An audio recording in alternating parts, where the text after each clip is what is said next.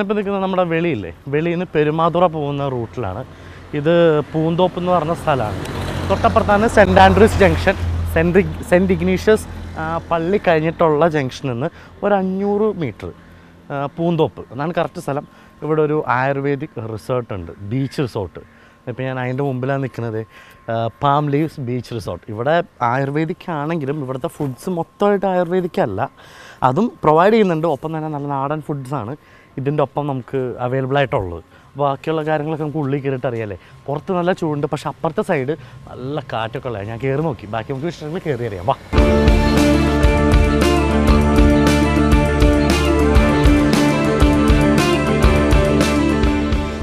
Beach സൈഡുണ്ട്. നമ്മുടെ റോഡിലൊക്കെ നല്ല ചുട്ട് പഴുത്ത് കിടക്കണം. പക്ഷേ ഇതിൻ്റെ ഉള്ളിലോട്ട് വന്നപ്പോൾ ഒക്കെ നല്ലൊരു കുളിർമയുണ്ട്, വേറെ നല്ല പച്ചപ്പൊക്കെ ഉണ്ട്. ഇതിൻ്റെ ഉള്ളിൽ ബാക്കി ആയുർവേദിക് റിസോർട്ടാണിത്, ഞാൻ പറഞ്ഞല്ലോ നേരെ തന്നെ. അപ്പോൾ ബാക്കി മൊത്തം വിശേഷങ്ങളും അങ്ങോട്ട് പോയി അറിയാം. അപ്പുറത്ത് ചെറിയ ചെറിയ കാറ്റൊക്കെ വീശുന്നുണ്ട്, കാരണം ബീച്ചാണ്.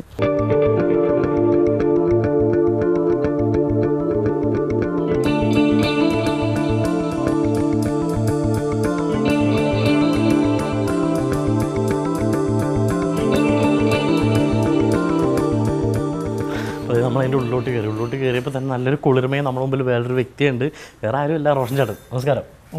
റോഷൻ ചേട്ടൻ്റെയാണ് നമ്മുടെ പാം ലീവ്സ്. പക്ഷേ എത്ര നാളായി നമ്മുടെ പാം ലീവ്സ് തുടങ്ങിയിട്ട്?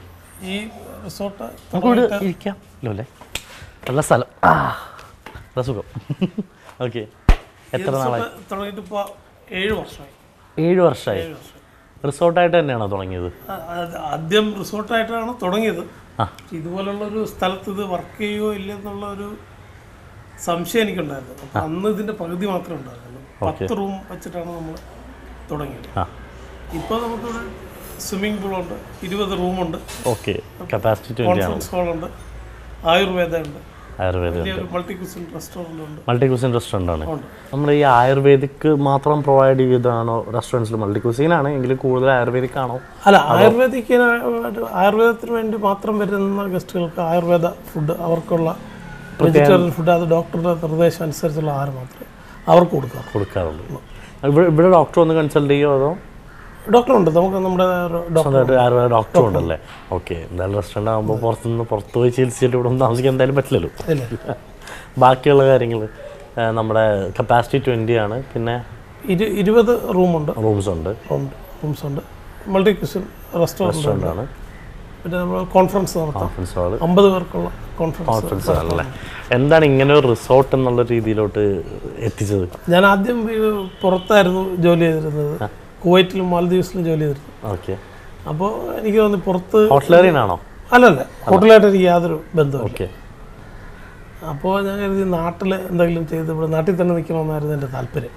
പുറത്തു പോകാനുള്ള മറ്റ് യൂറോപ്പിലോ വേറെ എവിടെയെങ്കിലുമൊക്കെ പോകാനുള്ള സാധ്യതകളൊക്കെ ഉണ്ടായിരുന്നു. പക്ഷെ അതേ വേണ്ടെന്ന് വെച്ചിട്ട് ഇവിടെ തന്നെ നിൽക്കണം, നാട്ടിൽ ജീവിക്കണം എന്നുള്ളതാണ് എനിക്ക് താല്പര്യം. അപ്പോൾ ഇവിടെ ഞാൻ ചെറുതായിട്ട് എൻ്റെ ലിമിറ്റിലുള്ള പൈസ കൊണ്ട് ഞാൻ ആദ്യമായിട്ട് സിംഗിൾ ഓണർഷിപ്പ് ആണ്. അതെ, ഞാൻ മാത്രമേ ഉള്ളൂ. അതെ. ഇപ്പം എങ്ങനെയുണ്ട് റണ്ണിങ്? ഇപ്പോൾ സീസൺ ആണോ? നമുക്ക് ഇല്ല, ഇപ്പോൾ ഓഫ് സീസണാണ്. തെറ്റില്ലാത്ത ഗസ്റ്റ് നമുക്കുണ്ട്. ഇപ്പോൾ ഇവിടുത്തെ ഭക്ഷണത്തിന് ആൾക്കാർ ഇവിടെ ഉള്ളവരും അല്ലാണ്ട് ബാക്കിയുള്ള ആൾക്കാരും വരാറുണ്ട് ഭക്ഷണം കഴിക്കാനൊക്കെ ആയിട്ട്. കൂടുതലും നമ്മുടെ ഇവിടുത്തെ ഭക്ഷണം എന്ന് പറഞ്ഞാൽ ഇവിടുത്തെ ഇൻമേറ്റ്സിനാണ് കൂടുതൽ നമ്മൾ ചെയ്യുന്നത്. എങ്കിലും ടെക്നോ പാർക്ക് കോർപ്പറേറ്റ്സ് ഒക്കെ ഒരുപാട് വരാറുണ്ട്. ലഞ്ച് വേണ്ടിയിട്ട് വരാറുണ്ട്. ആവശ്യം കൂടുതൽ ഏതാണ്, നമ്മുടെ നാടനാണോ അതോ? ഈ കോർപ്പറേറ്റ്സിനൊക്കെ കൂടുതൽ ആൾക്കാർക്കും നമ്മുടെ നാടൻ ഫുഡ് തന്നെയാണ് വേണ്ടത്. ഇപ്പോൾ യൂറോപ്യൻസ് ഇവിടെ വന്നാൽ പോലും അവർക്ക് താല്പര്യം, പലരും എന്ന് പറയുന്നത് ഇവിടെ നിങ്ങൾ സ്പൂണും ഫോർക്കും ഒന്നും ആവശ്യമില്ല, ബ്രെഡ് നമുക്ക് ആവശ്യമില്ല, നിങ്ങൾ എന്ത് കഴിക്കുന്നതോ അതാണ് നമുക്ക് വേണ്ടത്. അപ്പോൾ കൂടിയ സാധനങ്ങൾ, ബാക്കിയുള്ള സാധനങ്ങളൊക്കെ ഞങ്ങളുടെ നാട്ടിലുണ്ട്. നിങ്ങൾ ഉണ്ടാക്കുന്നതിനേക്കാളും ഇവിടുത്തെ കഴിക്കാനാണ് അത് നമ്മൾ വരുന്നത്. ഇപ്പോൾ വെസ്റ്റേൺ ഫുഡാണെങ്കിൽ നമ്മുടെ രാജ്യത്ത് നിങ്ങളെക്കാളും നന്നായിട്ട് ഞങ്ങൾ ഉണ്ടാക്കുന്നുണ്ട്, അതിവിടെ ഒന്നും കഴിക്കേണ്ടതില്ല. അപ്പോൾ ഇവിടെ വരുമ്പോൾ ഇവിടുത്തെ ഫുഡ് അതാണ് നമുക്ക് താല്പര്യം. പക്ഷെ അത് ഇപ്പോൾ നോർത്ത് ഇന്ത്യക്കാർക്ക് അത് പറ്റില്ല. നോർത്ത് ഇന്ത്യക്കാർക്ക് അവരുടെ നോർത്ത് ഇന്ത്യൻ സ്റ്റൈലുള്ള സാധനം തന്നെ സ്റ്റൈലാണ്, കാരണം അവർക്ക് ഭക്ഷണത്തിൻ്റെ രീതികളുണ്ടല്ലോ, കാര്യം നമ്മുടെ വെളിച്ചെണ്ണയൊന്നും അവർ യൂസ് ചെയ്യാറില്ല. അതുകൊണ്ട് എന്തായാലും ഇന്ന് നമുക്ക് ഉണ്ടാക്കി തരാൻ പോകുന്നത് നാടൻ ഫുഡാണ്. സാർ ഉണ്ടാക്കി തരുന്നത് അതോ എൻ്റെ വൈഫാണ് പ്രിപ്പയർ ചെയ്യുന്നത്? ഇവിടെ നോക്കുന്ന ആരാണ്? റെസ്റ്റോറൻറ്റ് കൂടുതലും ഇവിടുത്തെ കാര്യങ്ങൾ നോക്കുന്നത് എൻ്റെ വൈഫാണ് നോക്കുന്നത്. അപ്പോൾ എന്തായാലും ചേച്ചിയാണ് ഉണ്ടാക്കി തരാൻ പോകുന്നത് നമുക്ക് ഭക്ഷണങ്ങൾ. എന്തായാലും നമുക്ക് അങ്ങോട്ട് പോകാം അല്ലേ? ബൈ.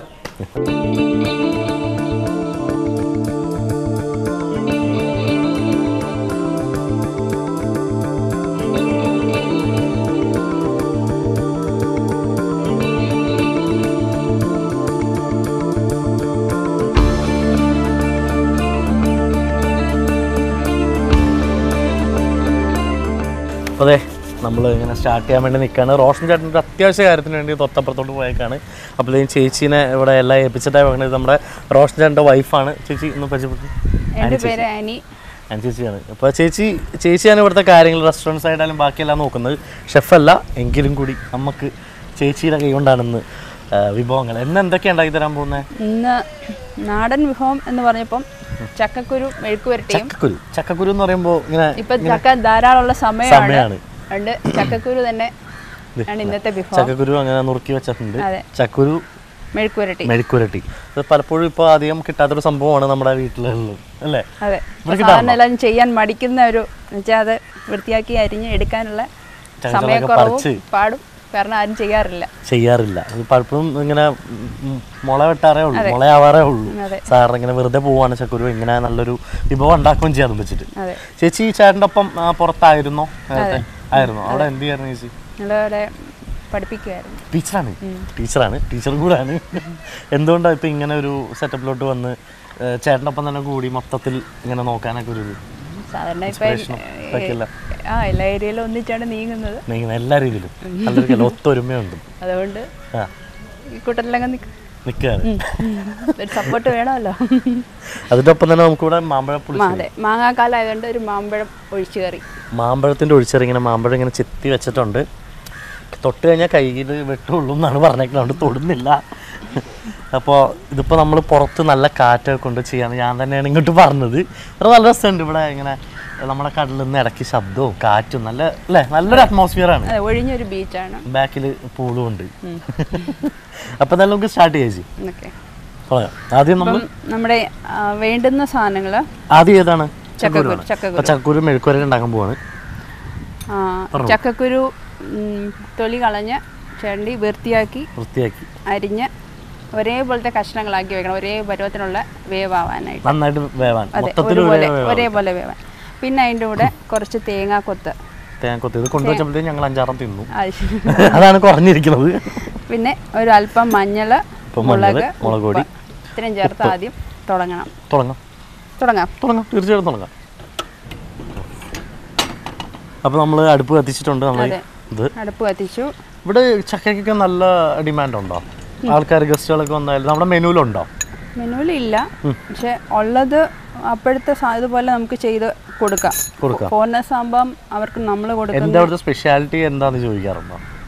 അവർക്ക് ലോക്കൽ ഡിഷ് വേണമെന്ന് പറയുമ്പോൾ ചക്ക ഉണ്ടെങ്കിൽ ചക്ക കൊടുക്കും. അതെ അതെ. എന്താണെന്ന് വെച്ചാൽ അതങ്ങ് കൊടുക്കും. അതെ. നമ്മൾ 1 സ്പൂൺ മുളക് പൊടി ഇട്ടുണ്ട്. ഒരു 1/4 ടീസ്പൂൺ മഞ്ഞൾപ്പൊടി, തേങ്ങാക്കൊത്ത്, അല്പം ഉപ്പ്, ഇനി കുറച്ച് വെള്ളം, ഇച്ചിരി വെള്ളം ഒഴിക്കുന്നുണ്ട്. അതൊരു വേകാൻ ആവശ്യത്തിനുള്ളത് മതി. ഇച്ചിരി മതി. മൂടി വയ്ക്കാം. എത്ര നേരത്തേക്ക് വേണം ചേച്ചി? അത് തിളച്ച് കഴിയുമ്പം ചെറിയ തീയിലിട്ട് വെള്ളം വറ്റുമ്പം ഓഫ് ചെയ്യാം. അപ്പോൾ ചെറിയ തീയിലിട്ട് വെള്ളം വറ്റണവരെ ഒന്ന് വെന്ത് കിട്ടണം. അപ്പോൾ ചേച്ചി ഇവിടെ നമ്മുടെ മൾട്ടി കുസൈൻ റെസ്റ്റോറൻ്റ് ആണെന്ന് പറഞ്ഞല്ലോ. വേറെ എന്തൊക്കെ വിഭവങ്ങളാണ് ഇവിടെ കൊടുക്കുന്നത്? കൂടുതലും സീ ഫുഡാണ്. അതിൻ്റെ മേൽനോട്ടം മാത്രമേ ഉള്ളൂ അതോ പാചകവും ചേച്ചിയാണ്? പാചകം ചെയ്യാറുണ്ട്.